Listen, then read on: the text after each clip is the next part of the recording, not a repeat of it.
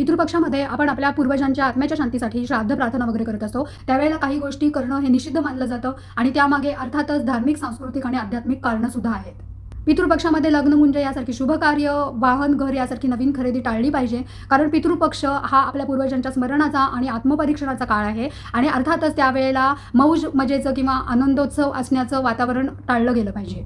पितृपक्षामध्ये मांसाहार आणि मद्यपान वर्ज्य मानलं जातं, कारण ह्या दोन्हीमुळे वातावरण आणि आपलं मन पण दूषित होतं आणि अर्थातच श्राद्धामधली पवित्रता भंग पावते. साधा आहार आणि विहार असला पाहिजे. पितृपक्षामध्ये भांडणं, वादविवाद, अप्रिय कठोर शब्द बोलणं टाळलं गेलं पाहिजे. कारण आपण पितृपक्षामध्ये आपले पितर आपल्या आजूबाजूला असतात असं मानतो आणि वादविवादामध्ये कदाचित आपण आपल्या पूर्वजांबद्दल अप्रिय, अपमानकारक शब्द बोलू शकतो, ज्याच्यामुळे त्यांच्या आत्म्याला त्रास होऊ शकतो.